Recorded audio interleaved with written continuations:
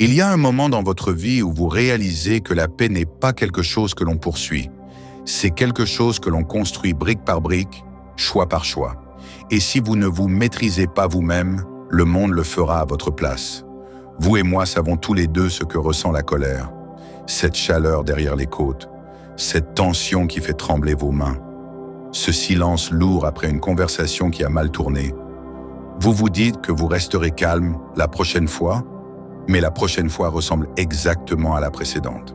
Des personnes différentes, des situations différentes, mais la même histoire, la même réaction. Et c'est la vérité que personne ne veut admettre. Nous ne nous mettons pas en colère parce que le monde est injuste. Nous nous mettons en colère parce que nous n'avons pas encore maîtrisé le monde intérieur en nous. Aujourd'hui, je veux vous montrer quelque chose de différent.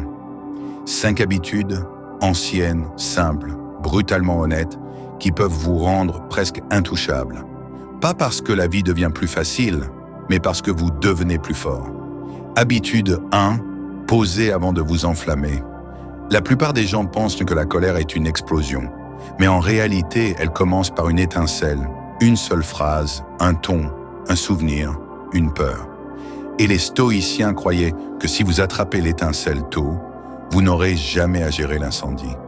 Marc Aurèle a écrit un jour: « Vous avez le pouvoir sur votre esprit, pas sur les événements extérieurs.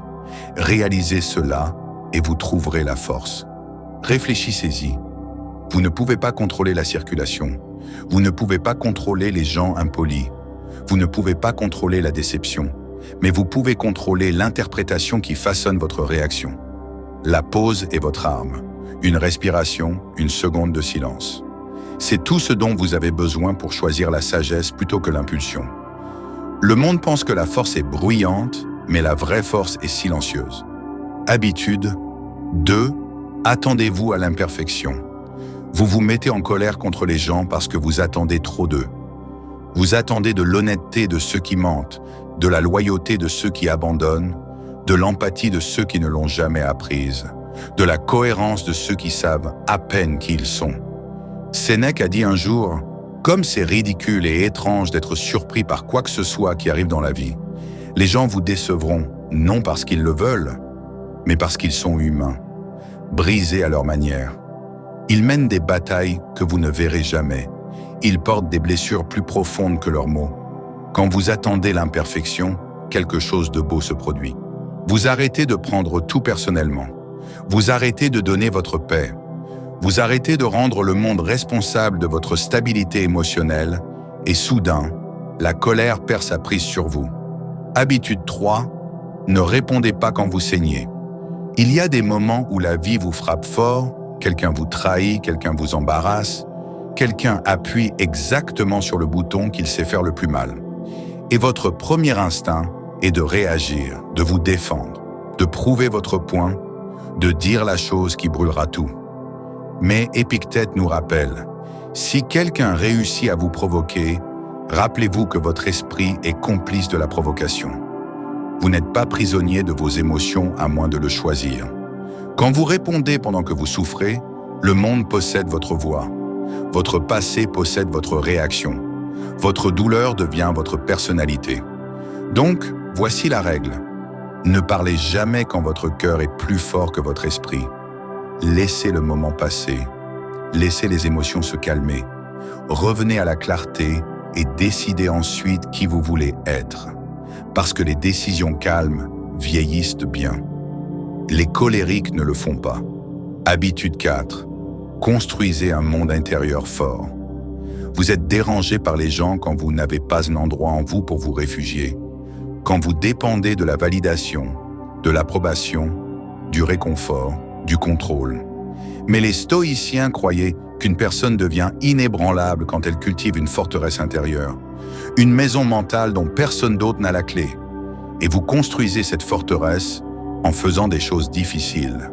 S'asseoir en silence, réfléchir à vos journées, marcher seul, dire non quand il est plus facile de dire oui, laisser partir les gens qui vous vident, choisir le but plutôt que le confort. Avec chaque discipline, vous ajoutez une pierre à votre fondation. Avec chaque moment de self-control, vous renforcez vos murs. Avec chaque acte d'honnêteté, vous devenez quelqu'un en qui vous pouvez avoir confiance. Plus votre monde intérieur devient fort, moins le monde extérieur peut vous ébranler. Habitude 5. Choisissez le sens plutôt que l'ego. L'ego est la voix forte qui dit « je dois gagner, je dois avoir raison, je dois être respecté, je dois être vu ». Le sens est la voix calme qui dit « je veux juste vivre aligné avec qui j'ai dit que je serais ». L'un mène à la colère, l'autre à la paix. Pensez à la dernière fois que quelqu'un a essayé de vous insulter. Votre ego voulait se défendre, n'est-ce pas? Mais demandez-vous, leur opinion a-t-elle vraiment changé votre valeur? Leurs mots ont-ils vraiment atteint votre vérité? Ou votre ego a-t-il eu peur d'apparaître faible? Voici le secret que le monde oublie. Vous ne devenez pas indifférent en étant intouchable. Vous devenez indifférent en n'ayant pas besoin d'être touché. Les stoïciens comprenaient cela profondément. Marc Aurèle a écrit « La meilleure vengeance est de ne pas ressembler à votre ennemi. Vous n'avez pas besoin de les surpasser en criant, en argumentant ou en haïssant. Vous avez seulement besoin de les surpasser en grandissant. La paix n'est pas gagnée par la force, elle est gagnée par l'élévation. Si vous maîtrisez ces habitudes, le monde ne change pas. Les gens ne deviennent pas magiquement plus gentils. Les situations ne deviennent pas soudain plus faciles. Ce qui change, c'est vous. Votre capacité à observer au lieu d'exploser. Votre capacité à accepter au lieu de résister. Votre capacité à rester immobile pendant que les autres se perdent. Votre capacité à partir sans amertume. Votre capacité à choisir le silence plutôt que le chaos. Et c'est là que le calme devient puissant. Pas doux, pas passif, pas faible. Puissant parce qu'il est choisi. Quand vous vous comprenez, personne ne peut vous utiliser contre vous. Quand vous contrôlez votre esprit, vous contrôlez le monde que vous vivez. Quand vous lâchez ce qui n'importe pas, vous devenez inarrêtable. Il y a une version de vous, vous pouvez probablement la sentir, qui ne réagit plus à tout, qui ne se laisse plus entraîner dans des disputes, qui ne perd plus le sommeil pour des gens qui ne pensent même pas à vous, qui ne détruit plus sa paix pour prouver un point. Cette version de vous n'est pas loin. C'est un choix à la fois, une habitude à la fois, un jour à la fois. Rappelez-vous, vous n'êtes pas ici pour gagner chaque dispute. Vous êtes ici pour vous gagner vous-même. Laissez la colère passer. Laissez les gens être qui ils sont. Choisissez la route calme, celle qui protège votre paix.